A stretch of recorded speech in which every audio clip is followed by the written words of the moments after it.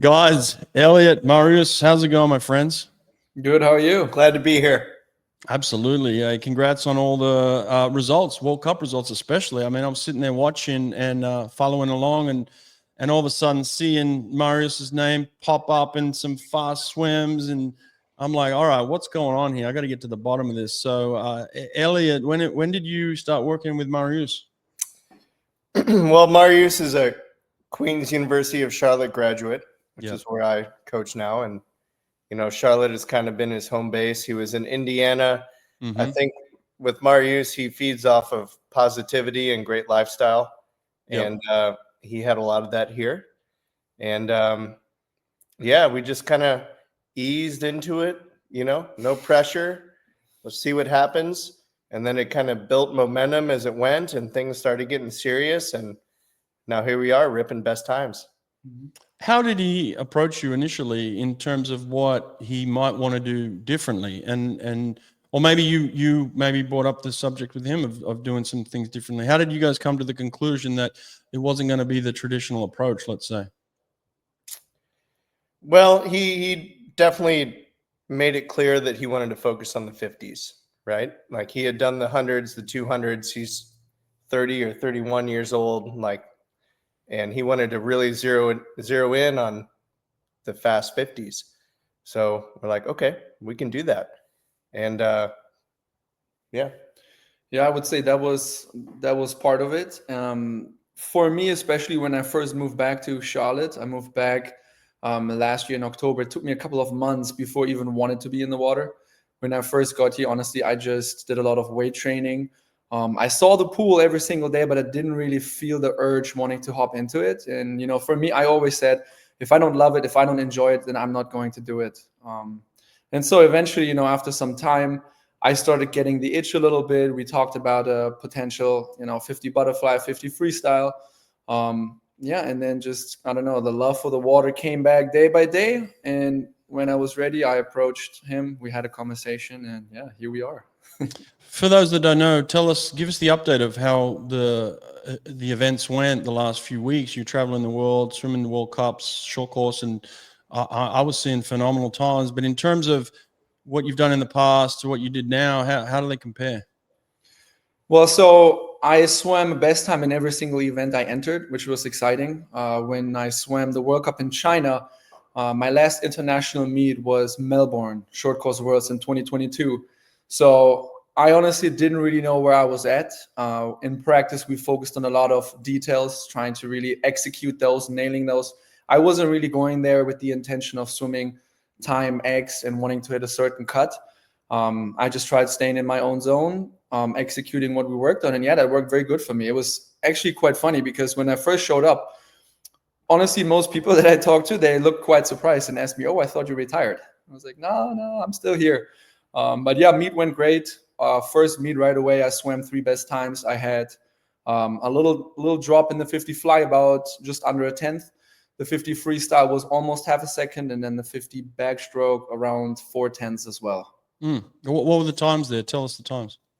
I was 22:11 in the 50 fly, 23:06 in the 50 back, and 21:03 in the 50 free. So we got some barriers ahead of us. And those are legit swims. I mean, they're fast. I mean, to come in on your first meet and swim, first of all, best times, but those times are real legit times, man. Yeah. Well, that's kind of what we worked on. I never really have the intention of half-assing this, coming here to maybe potentially talk about qualifying for a meet. I think we were on the same page there where we said right from the get-go, if we're doing this right. I have a lot of trust in my abilities. I really enjoy working with Elliott, and we both believe in what we were doing. And so when I traveled to Asia, I knew I was going to be fast. Swimming is a very honest sport. Leading up to it, I could already tell from certain times I swam in practice, okay, I'm on a good track. It's all about, what I'm learning is the 50s are all about execution. You hop in, you have one minor mistake, and right away, you might not make it back. So it's definitely different in the sense that you have to master the skills. You show up, you execute the skills, and if you don't, if you have 1 or 2 things that aren't adding up, there goes your shot. Well, it is that, but it's not even that alone. Is you've got to swim fast too. You got to be fast. And Elliot, I've never had a season where I've just worked with an athlete who is trying to swim a fast 50. You know, throughout my college years, it was always about the 100. You know, because that's what people did. We did relays, things like that, which were international relays, which were important, and then NCAA's, things like that. I imagine this is the first time you've really worked with an athlete on just trying to be as fast as possible. In this sense, it's over 2 laps, but really it's just a straight drive as fast as you can go, obviously in and out of walls here and things like that. But what's the difference between looking at it from the 100 perspective to just the pure 50 perspective, Elliot? Well, you're right. I mean, with our college team, our whole goal of this season is have the best back half 50 of the 100.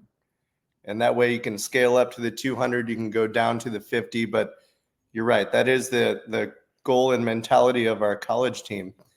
But when you have a 30-year-old man that has been through this and wants to go fast just in the 50s, we zero in on like 3 pillars, right? So one is efficiency. How much water are you holding? The second is power. We use resistance tools, your resistance tools, almost all the time. Thank you. And then third is speed. You know, let's suit up and go fast. And I don't really count.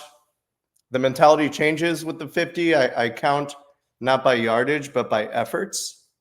So, you know, let's build the efforts. Let's build it up. Let's see those times. Let's see how the execution goes, and then put it into play. So efficiency, power, speed. That's it. Like, for example, today, yesterday was his rest day. Today's a power day. Tomorrow's a speed day. We do 14 efforts, right? And some of them are underwater. Some of them are your kick count plus 3 cycle build. Some of them are jump start, boom, go. And then we put it into play with turns and starts.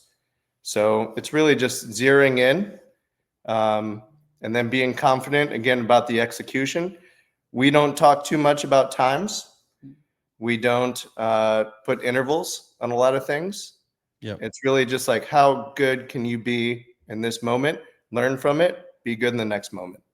Right. I love that. I love the way you broke that up, just the simplicity of it too.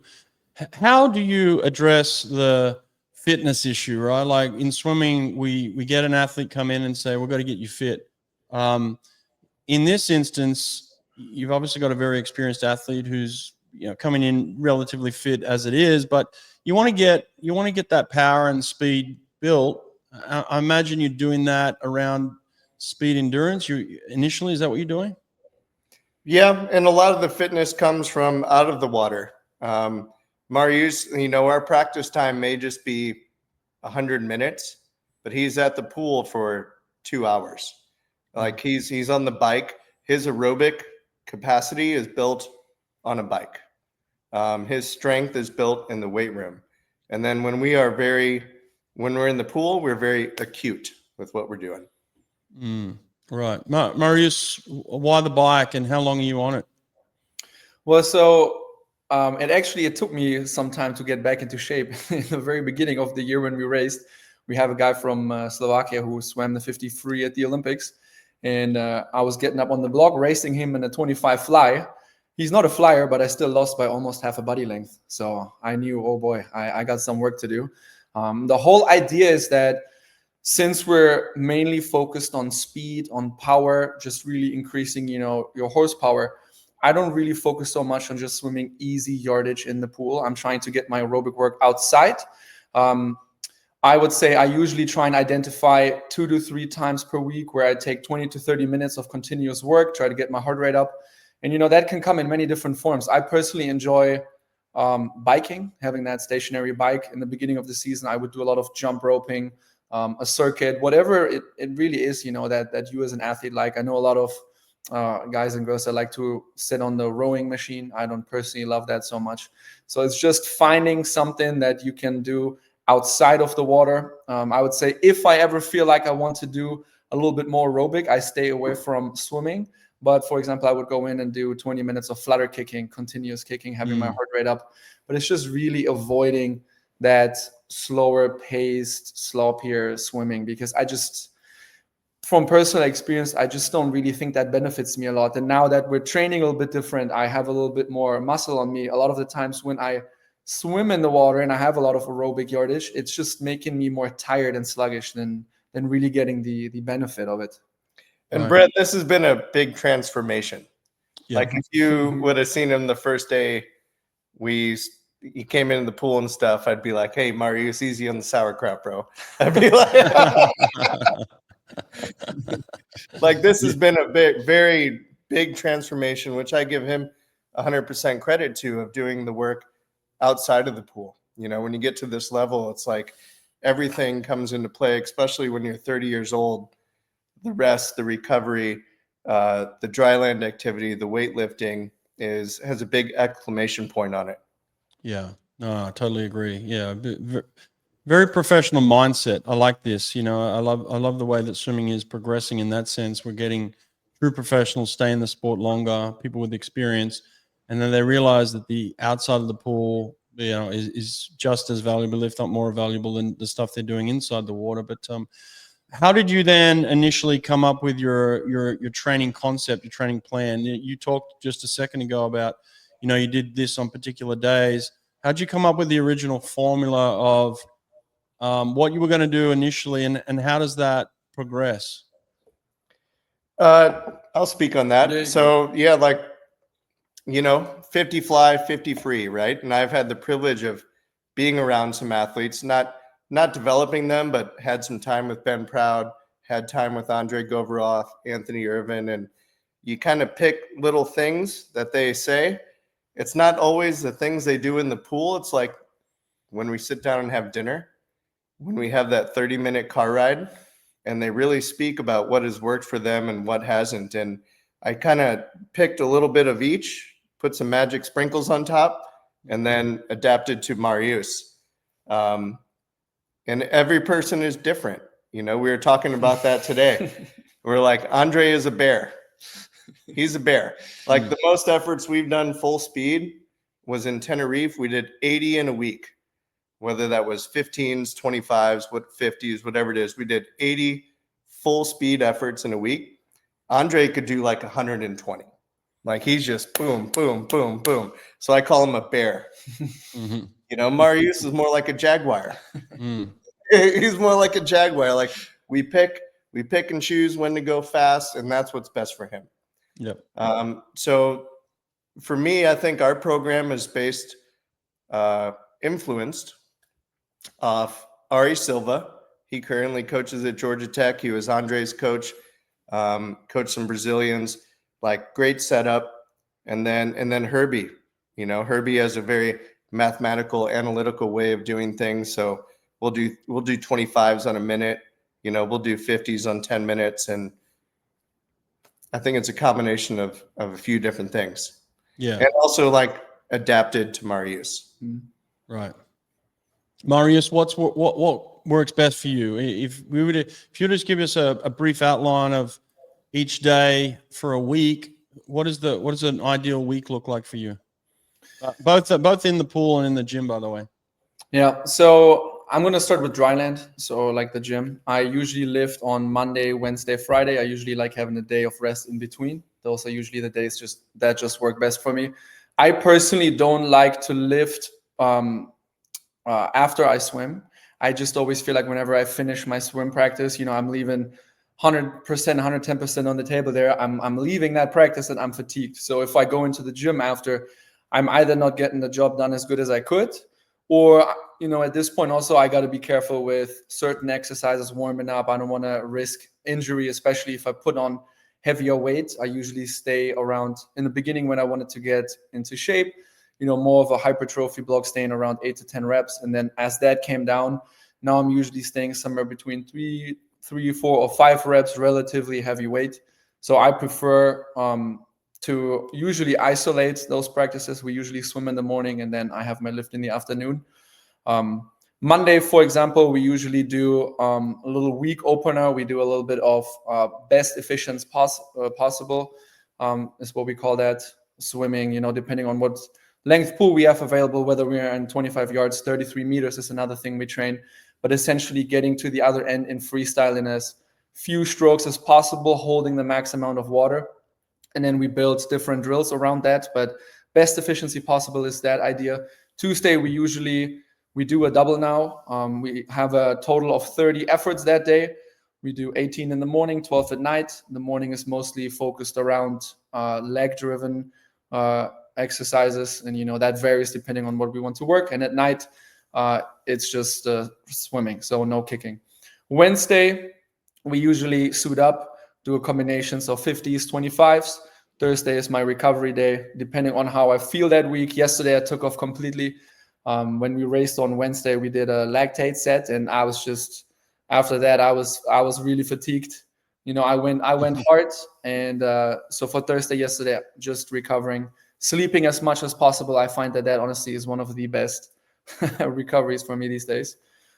Friday, so early in the morning, we usually do a little bit of a setup for our Saturday races. We go through the different things like a dive, underwater, breakout, turn, and we're very strategic with it, knowing how many strokes we have, how many breaths do we want to take. So that I essentially, by the time I'm racing, I don't even have to think about it. It's just, it's just second nature. I don't have to really think about what the details are. I just execute them. And then tomorrow on Saturday, we get on the block again, we race. That can also vary depending on, where you are in the cycle. And then Sunday's the day off. If I may add to that, simplicity. I love simplicity. Writing 5 words on the board and then him doing it in a 100-minute workout. Yeah. So simplicity, like Monday is efficiency. All right. Neurological wake up. We're trying to hold as much water as we can. It's golf. Most people know, like stroke count plus time. Try to get better each round. And then it's Tuesday. Tuesday is power. We're on the rack. We're on the chutes. We're going boom, boom, boom, boom, boom, boom. And then Wednesday is speed. Thursday's recovery, and repeat. It's pretty much the same thing, but different every time. Welcome to the Sprint Revolution School. This is the culmination of my life's work. Everything I've learned coaching some of the world's elite athletes, including Cesar Cielo, Fred Busquet, Bruno Fratis, and leading my Auburn team to the NCAA championship in 2009 alongside the legend Richard Quick. Now, all of that knowledge is available to you. Our program is structured into easy-to-follow, interactive modules designed to take you from where you are today to becoming the fastest swimmer you've ever been. Check out the link in the description or simply search The Sprint Revolution on school.com to get started. Do you have a number, Elliot, in your head of how much, I think, Marius mentioned this, like 30 on one day, right? Like, do you have a number in terms of the total volume of speed you can do in a week? Or how do you figure it out? Just number of efforts. That's it. It could be 15 meters, 25, 50. Like Marius said, Tuesday is our big day. We do 30 efforts that day. 18 are kick, 12 are swim. Okay. And then as you get closer to the big meet, we start just chopping it down and getting rid of intervals and that sort of thing. Volume, I do not count. I mean, some days we could do 800. Some days is maybe the most we've ever done is like 2,400. Well, it sounds like you're not totally focused on total volume anymore of time you get in the water to get out of the water and how much you swim up and down the pool. It sounds like the volume that you're focused on is how much can we get at full speed. That's the volume you're looking at, isn't it? 100%. Okay. And something I would like to add to that too, which is nice because that took also a lot of trial and error because it's the first time we worked together. It's a different type of training for me too. So for example, on Tuesdays early in the season, we had those 30 efforts all in the morning session. And I would feel that, by the time I'm on effort 20, 21, 22, my technique was kind of falling apart. I was getting a bit sluggish. And the whole idea is since we have such little volume, the quality needs to be exceptionally well done, executed. So what we really focus on is that every single repetition. I know everyone says it, or every rep is supposed to be the best ever, but this is really what we focus on. On a day where we have sometimes less than 30 efforts, that's what you have to make count. Yeah, the first 2 weeks, 12 efforts on Tuesday, and then it's 16, and then it's 24, and then it's 30. And when we started getting to 30, it wasn't fun anymore. So we split it. That's our one double now, is 18 and 12. Have you looked at the total volume at full speed over the course of the week? Like, have you added it up and said it's this amount? To be honest, not really, because you have the factor of a 30-year-old man that has a life and like goes places on weekends, and like sometimes schedules change and things happen, or not feeling well. Like Marius is very transparent. Like today is not the day to go fast. I'm like, okay, well, let's get on the rack and hold some water. And that just one-on-one relationship makes it a lot easier. They can kind of guide around. But no, I think once you start putting numbers and plans, like you got to do this to the T, that's not the way to go. And it also varies because, so like you mentioned, on weekends, I usually work. I give a lot of swim clinics, swim lessons, in order to fund this type of lifestyle, right? And going to all the swim meets. But usually if I know I'm working on a Saturday, Sunday, that means Thursday is not a day off. That means we're training Monday to Friday. I'm flying out on Friday. I'm coaching all Saturday, all Sunday. So I'm in the water for 7 days. Sometimes I did 2 clinics back to back. So I'm in the water 7 days. The following week, I didn't get a day off. We do it again. And then since I come back on Sunday night, Monday is training. So Monday, Tuesday, Wednesday, Thursday is my first recovery day. So at that point, I'm in the water for almost 20 days continuously without missing a day. But it's a give and take, because I can definitely tell at this stage, recovery is really, really important. And if I do too many of these outside curriculum activities, my training is also starting to slack. But in a way, I almost believe, because I've done so much, the clinics, you do a lot of demonstration, you go through technique, just the amount of technique reps I got from coaching on weekends, that's also something that I think helped a little bit. Yeah. So a couple things to take away. Like, first, it should be known that a swim and a lift is a double. Right. Yes. Thank you. I preach that everywhere I go. That's a double. Yep. And second, like, you got to respect the recovery, man. If he's working clinics on Sundays, then our Mondays look different. Yeah. We got to plan ahead for that. You got to train a sprinter to work hard but never get in a hole, never get in a hole that they can come out of, that we should be fast at any time. I've done a version of this, right? Like my whole career, from the moment I started coaching in 2006, when I had athletes that were swimming fast, and obviously efficiency, speed, power, technique, recovery, all that meant something. It didn't look like the way that you're doing it now. And then I had, Bruno, who I did an even more restricted version of what I was doing in the past, and more refined. It still didn't look like what you're doing now. It wasn't until Cam and Tim came along and said, we're gonna blow this thing completely out of the water and do it extreme, that now I feel like people like, you and I are now willing to say, okay, this can work, and let's give it a go. Like, do you give Cam and Tim some credit there in terms of like really taking this to the extreme level and showing us how it can be done? Yeah, I would definitely say, Cam, for example, or even Ben Proud, kind of pioneers of that, because they were the ones experimenting with that training on their own. If you look at a lot of 50 freestyle athletes specifically, and not that I'm mainly a 50 freestyle, it's an event that I started swimming now, but a lot of these guys are training on their own, trying to figure it out, just because a lot of the times when you're part of these bigger training groups, not that that's not good, but if you swim something like a 50 free fly bag, it's so specific, you just need to work a little bit different, and it's tough getting that out of that group environment. And especially, I would like to say I'm pretty aware of my swimming, my technique, And especially if you're an athlete, you use your own brain a little bit, you start questioning, well, why am I doing this when I know certain things are a lot more beneficial for me? So definitely something, that we also looked into, how are these guys doing it? Yeah, and 2 different strokes for different folks. I mean, he's about to go into Worlds and do 50 fly, 50 back, 50 free. Those guys you just spoke of are 50 free, right? Yeah. Right. So you got to adjust to that too. If Marius was just only 50 fly, like, we would adjust to that. But he's got to be able to go prelims, finals, plus maybe mixed relays. Bam, bam, bam, bam, bam, bam. No. So what's the difference there then? You think that, I mean, when you look at what Marius is doing as compared to maybe a Ben, because you've had some closeness to him, is it just the number of repeats that Marius is doing different? Like, is he just doing more volume, you think?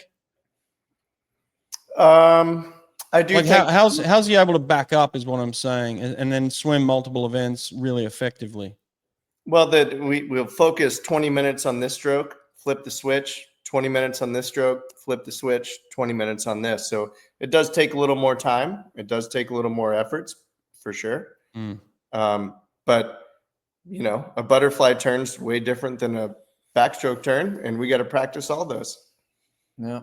Marius, from your perspective, how have you addressed the speed endurance recovery component? Like, how have you been able to go into World Cup and say, I'm going to swim multiple events and back up between multiple sessions and swim just as fast and get on podiums, maybe even swim faster at night?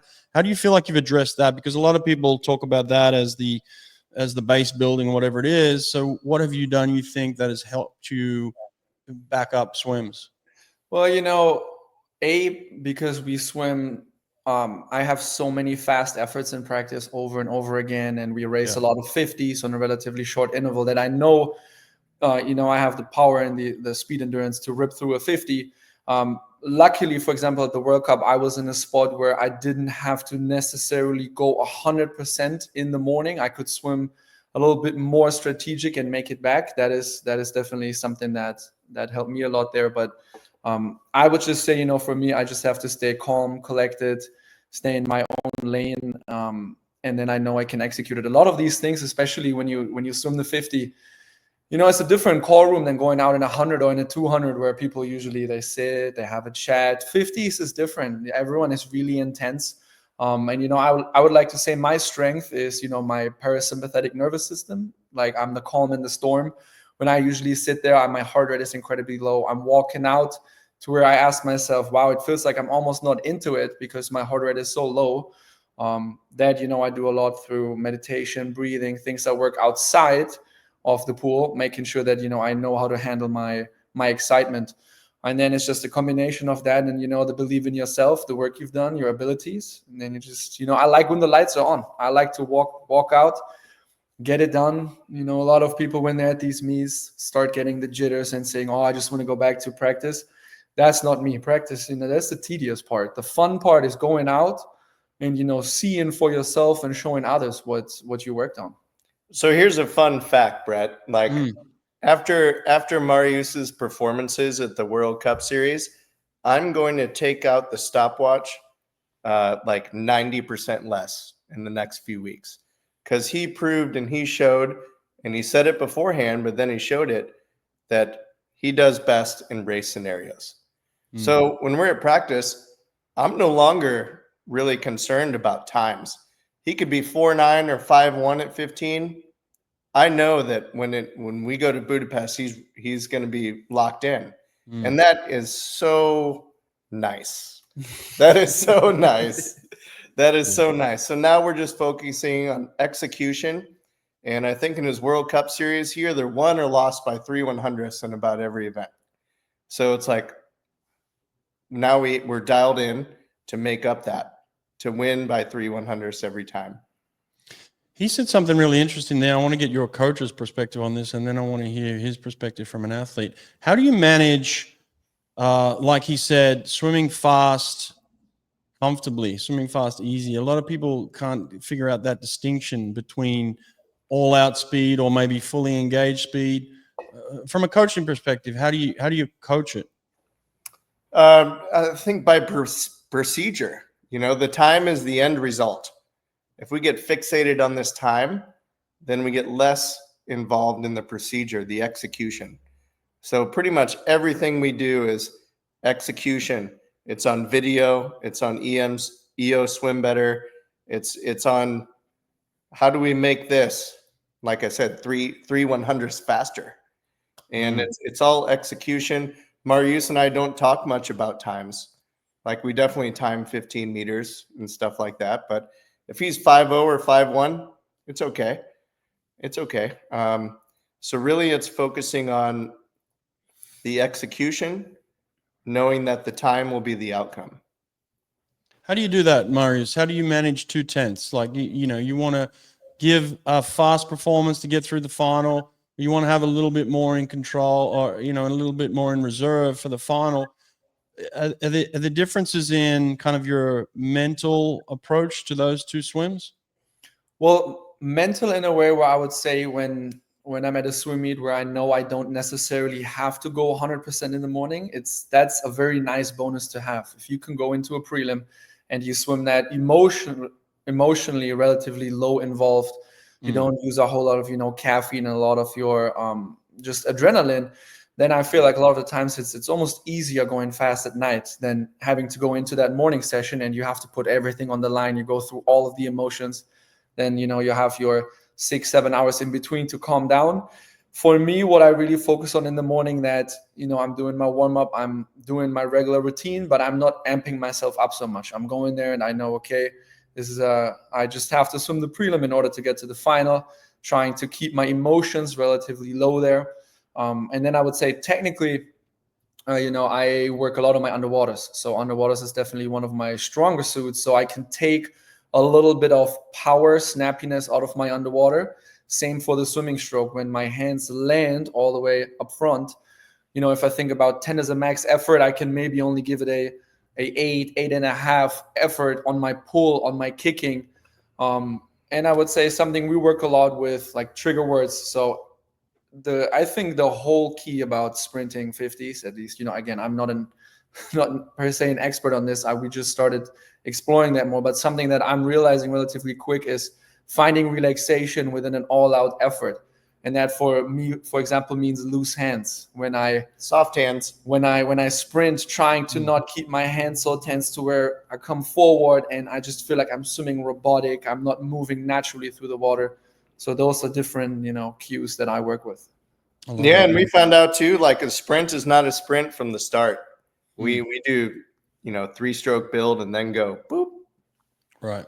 Yeah, absolutely. That's awesome. Really, really good high level stuff. You might not feel like an expert, but you are, my friend. And you're at the forefront of this, understanding how to go fast. We're just trying to figure this out. I think we're getting closer to cracking the code, and there are people that are doing really good things. But this experiment that you guys are playing with is going to be really important for the future of sprinting and future of swimming. Look, if they bring in 50s of stroke to the Olympics, that changes the game. Like the whole game changes. We're going to see people that are going to be specialists in just swimming fast. Imagine that, like just swimming fast. That's all I'm going to do. So I was waiting for this, by the way, Brett. If that happens, the day it happens, buddy, you got West Coast, I'm going East Coast. We're going to have some fun with this. We are. We're bringing them all in. Yeah. You know what? These guys are lone wolves. You think about them. They're all on their own and think of Dylan and Andre and Marius and Shane. They're all doing their own thing. They're trying to grasp what we're talking about. And it'd be fun to bring them all together. That's really fun. And then the other part of that is like, I want a woman to say, I want to be the fastest swimmer in the world. I want to go from point A to point B faster than any other woman on earth. I don't care about a relay medal. I don't care about coming back. I just want to go down to the other end as fast as humanly possible. And I can't wait for a woman to really fully commit to that. I don't think we're there yet, but we're getting close. But these 50s of stroke come in. I think it's a game changer all around, and it's exciting. I think we're going to have groups, like you said, groups of people come out and say, okay, let's train together and get the best out of each other and just swim to win this gold medal, because it's the same color gold medal in that race as it in any other race. But I think it allows, like you said, it allows you to still be human, like you can have time, on the weekend to be yourself or whatever it is. But when you come in, you're fully engaged in swimming as fast as possible. And that's it. I love that aspect of it. Tell me about the resistance side of it. I'm a big believer. Obviously, I've got my own equipment. I love it. So, and the reason why I have my own equipment is because I believe in it so much. I wanted my own equipment. But in terms of the equipment, what do you use? When do you use it? How do you use it? Like, how do you figure out what to use when type stuff? You go. We use all of it. We use all of it all the time. Yeah. And it's how you use it. Sometimes it's different. Some of it's for holding the most water. Some of it's for straight power. Give us a rundown of your favorite, top 5 pieces of equipment that you would use regularly. Big parachute, small parachute, resistance band, socks, rack, destro. Yeah, I love it. Yeah, and okay, give me Marius. Sorry, I've got to show my face. A lot of people listen to this. They don't really care how we look, by the way. How do you? I mean, how do you use each one of those pieces of equipment? Why do you use each piece? Like what do you get out of each piece? Let's say, and why do you like each piece? So I would say my all-time favorite is the power rack. I like putting on, max weight possible, and then sprinting. A lot of the times I feel like I have an easier time, especially now that I'm learning sprint freestyle more as well. That's been a stroke that has been quite challenging for me because of all the training that I've been doing. I had this gallop freestyle catch-up type of technique. And so training that out of my system, that was quite difficult in the beginning. But essentially, I think whenever I add resistance, I can feel the water, the pressure on my hand a lot better. I know where I'm moving. It's almost the same if I'm in the weight room and I'm training technique just with the bar.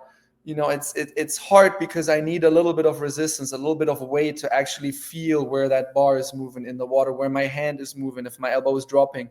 And so really for the power rack, that's just focusing on pulling, highest weight possible, generating a lot of power, holding a lot of water. I usually like to combine that with fins, bigger pedals. I've also been using finger pedals a lot. For me specifically, I've been focusing a lot on emphasizing my catch. We had Tony Irvin with us a couple of times, and his nickname is the Professor, which I admire him for that because I always looked up to athletes who are very in tune with themselves. So you can ask them a question and they sometimes have deeper knowledge of their swim stroke than even the coach. And so something that he would teach is, keep the pressure on the pinky when you're swimming, rather than having your hand kind of bent here, keep the pressure on the pinky to hold more water. So those are little things that I'm doing. And then when we have other sets, for example, we use the big parachute, small parachute. I usually like combinations where you start out with a big parachute to hold a little bit of resistance, make sure that even under that higher workload, your technique doesn't fall apart. We're staying high on top of the water, maintaining the kick, which that also sometimes changes if you add a little bit more resistance. If you have more resistance, I'm underwater, I'm doing my underwaters, all of a sudden my kick tempo might drop from a 0.5 to a 0.35 because I have more weight behind me, I kick more shallow. So it's really knowing your body, adjusting that. After using the big parachute, we usually go to a smaller parachute to feel that level of speed while you still maintain that technique. You take it off, you go through that. What I also like to use a lot, and I've done that a lot at competitions in my warm-up, if I feel like I need a little extra help for my underwater kick, I need to be a bit more snappy, I like to put on socks. Do the first 200-300 kick maybe with my socks, take them off just so that I feel that sensation on my shin, on my foot a little bit stronger. So it's all really ways for me to feel the water a little bit better. Yeah. Power progression, he's gotta feel good to go fast. So let's do that. Let's put on socks, and let's put on no socks, and let's put on fins. Let's feel that progression and feel good about it. Yep. I love that.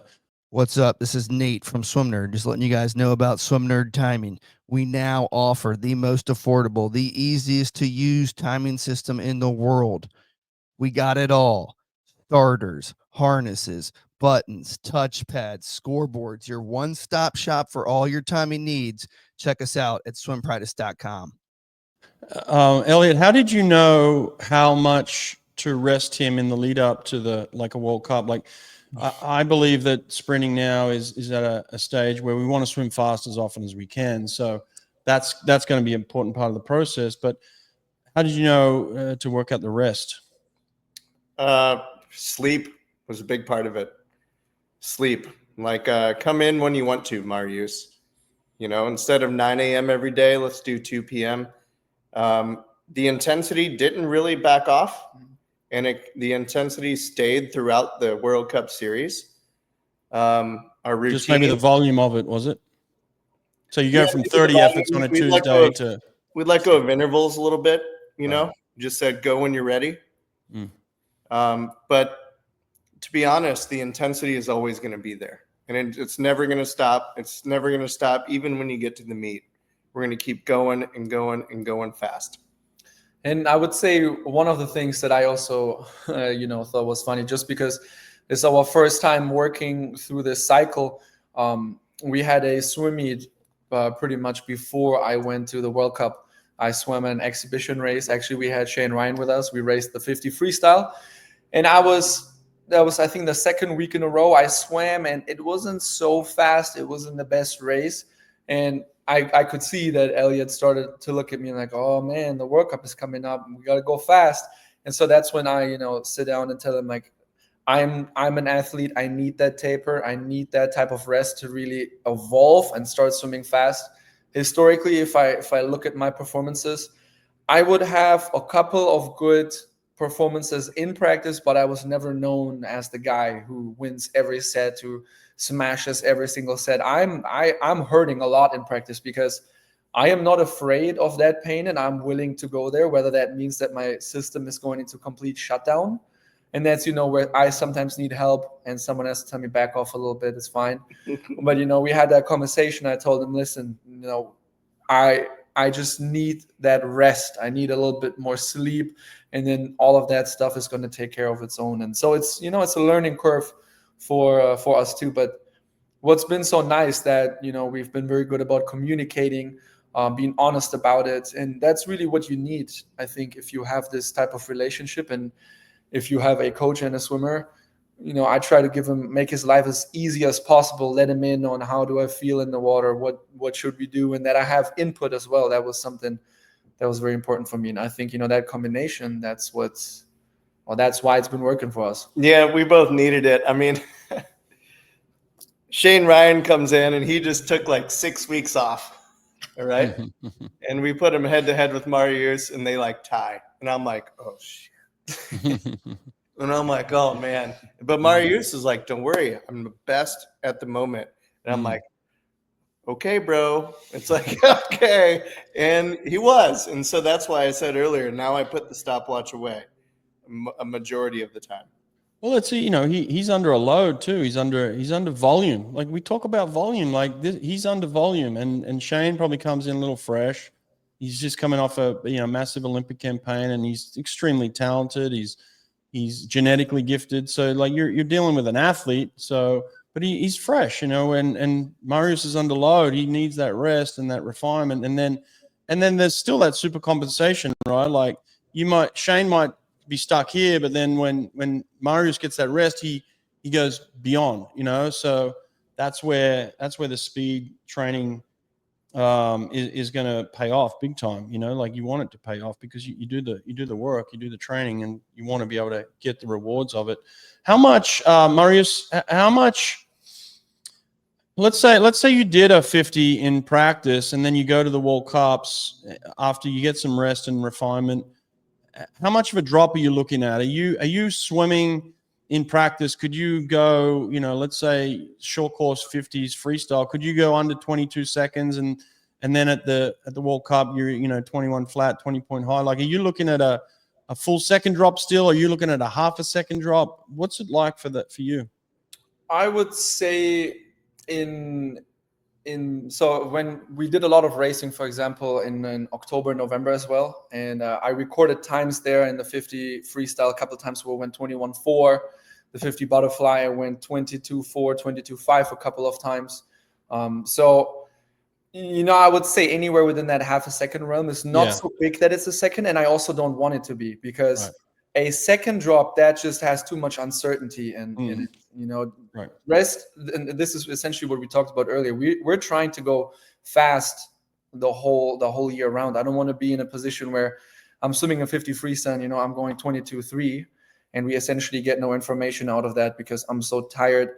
My stroke is completely different than what it would be at the meet. And I think that is a big thing that we worked on, making sure that we keep that same amount of strokes, the same amount of kicks, just so that I get a lot of practice on that in that race specific speed. Because if I look at some of my past seasons, the amount of times that I would really go at speed of what I would actually be at a meet, that was rather slim. Yeah. And so there's always that component of you go to the block and you don't really know what's going to happen. And I felt that was a lot different this time. I would go to the block and I knew exactly, I didn't have to think about it, what I would have to do. And that's definitely something I think that helps. As a coach that has coached, mid-distance and stuff before, sometimes it's hard to let go of some things, but you do have to let go of volume. You have to let go of intervals. And sometimes you have to let go of times or schedules and just kind of do what's best for the athlete at that time.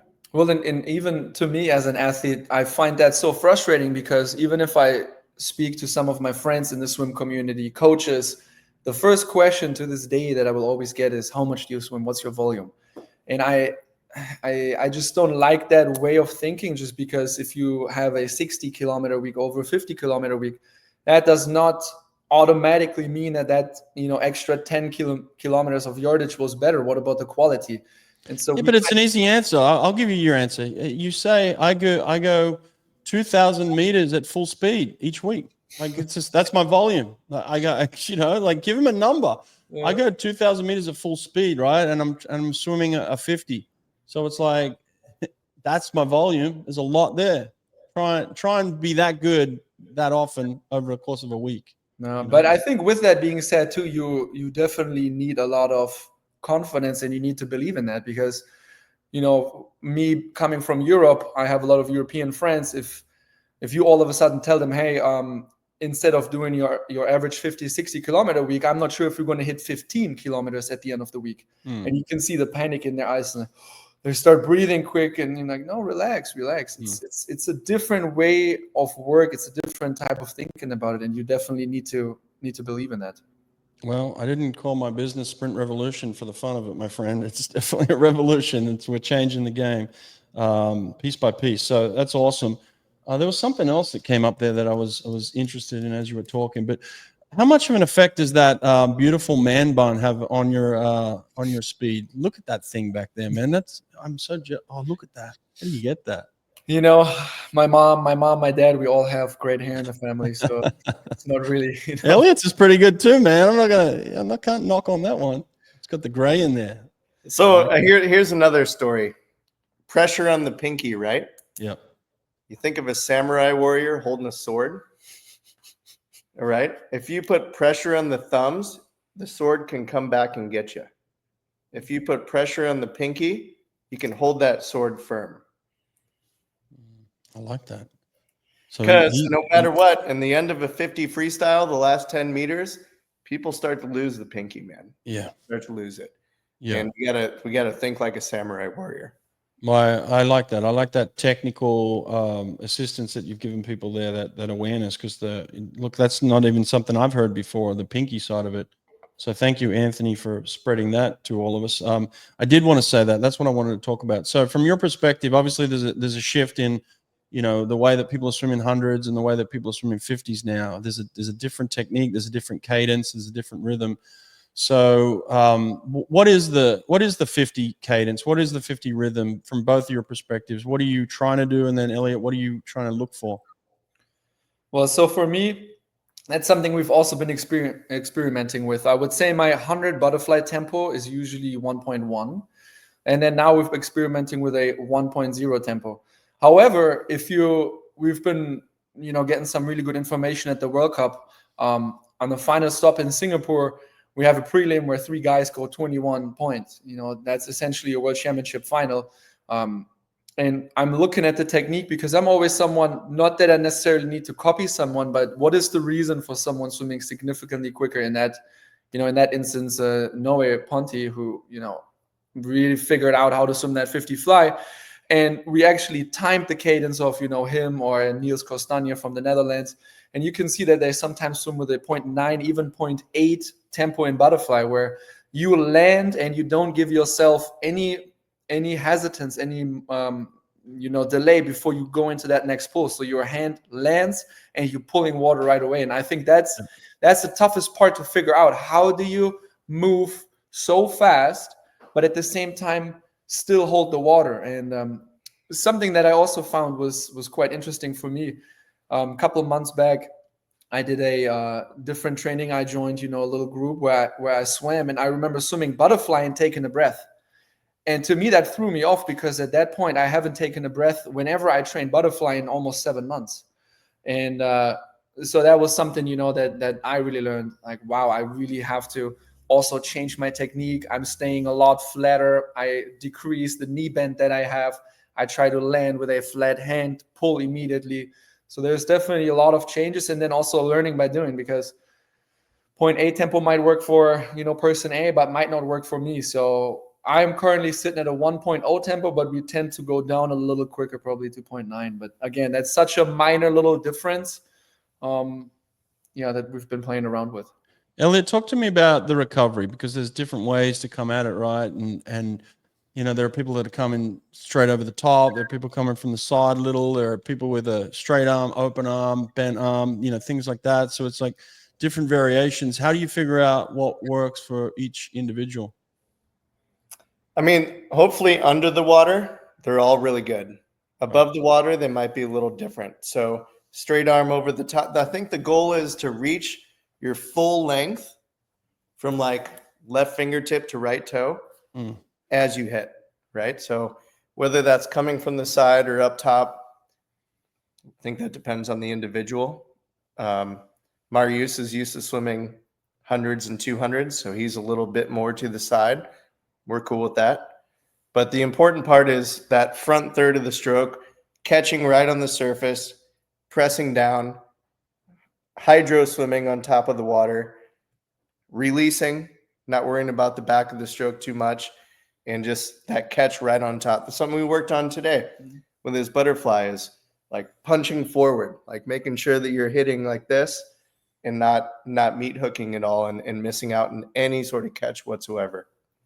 Yeah, forgive me if I get this messed up, but were you in the 50 fly race with Noe when he broke the world record? Right next to him, right? Both times. Oh, okay. Oh, I'm sorry. I was only watching him. I apologize. Incredible stuff, man. What did you see when you watched it back? What is he doing special? I would say, our first 15 isn't so different, but his ability to catch the water and essentially go into that next stroke right away. But then also, I think the thing where he's beating everyone right now is that second underwater. And what was interesting, that it's funny that I know all this stuff, but I like studying the sport, so I watch the races back. But for example, he dropped a kick when he went the 21.50 world record and added an extra stroke. But from what it looks like on the video, he's really seemed to figure out that second underwater, accelerating through that. And then on that second 25, keeping that cadence high and even accelerating a little bit through there. So what are you guys doing with your hips in fly now? Because it's not a full undulation. It seems like almost like the hip is locked in a way. Yeah, I guess what I'm focusing on is keeping my core engaged constantly. So I'm just really trying to keep my butt and my lower back out of the water.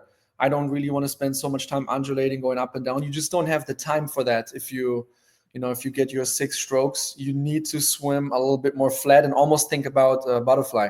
We talked about it this morning, but when you watch Andrei Govorov's 50 butterfly world record, it looks like someone took a stone and just skipped it over the surface. There's no real time for you to really bend, go up and down. It's just straightforward movement. And yeah, narrow kicks with that too. The deeper your feet are going to go, the more undulation you're going to have. So we talk a lot about very narrow kicks. Yeah, keeping that bend in your knee, not as aggressive.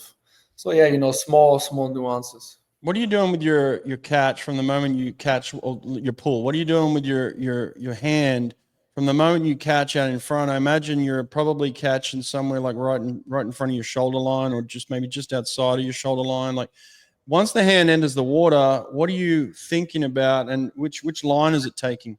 So we've been focusing a lot on straight lines when Right. we swim freestyle, going away from that S type of movement. Same for butterfly.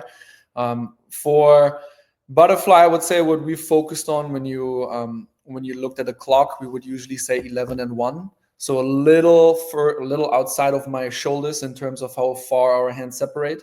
And then for freestyle, we want to keep it more narrow, almost like 12 and 12, so that my arm when I enter is in front of me.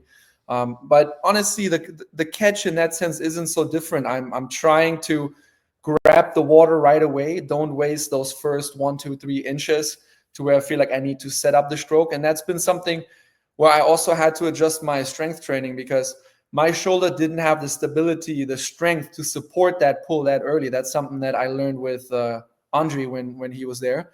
So I had to strengthen my shoulder in order to endure that pressure to where my shoulder isn't popping out of my socket and coming back in. Other than that, I focused on keeping the pressure on my pinky and having my fingertips point down to the pool. I don't want my hand to be in this angle. I want my hand to come down so I can hold all the water on the palm. And then I would say lastly, I try to finish my stroke around where my hips are. I don't want to go into that full, I guess here in that full extension. I'm trying to lift with my elbows so that I can, keep that stroke rate nice and high. And I'm not getting stuck when I finish my stroke all the way in the back, and keep that momentum alive. Damn it, man. I hate it. I hate the way you're talking, because I thought I had some secrets, man. I don't have any secrets anymore. You guys have got it all worked out, man. You got it all worked out. I love it. I love the fact you guys are talking elite, as a collective unit. You're experimenting, you're figuring out how to go faster. I love the fact that there's just people like us out there now, and there's more of us, and we're just thinking about how we can get people to swim, as fast as possible. I love that. I love that where we're at right now in swimming, and I love what you guys are doing. It's really inspiring, and you're onto something. You're doing real good stuff. So keep it up, man. And I know you guys are open to people coming in and checking you out and observing and things like that. So I hope people do more of that and learn from you guys. But even just today, the sharing that you've given us here, man, there's so much learnings in here, and even if you've inspired people just to experiment more, I love that aspect of it too. So and I think also, again, what I was really looking for this season was to work with Elliot, but also have a little bit more of an input of what I want to work on. We sat down at the beginning of the season. We were very strategic about what are the strengths, what are the weaknesses, what do I specifically have to work on. And then, for example, we've done a training camp on Tenerife earlier this year. And so for the first 2 weeks, I was out there by myself, training by myself, looking at these things. And I've been finding a lot of peace and, pleasure in that silence and being by myself. And going to my lift in the morning, doing my afternoon practices, and then I had Elliot come out in the end so that we can finish the camp off. But that's just something that I've been really, really enjoying, having a little bit more independence, and then paired with someone like Elliot's expertise. So and I think that's what makes us a dangerous combination.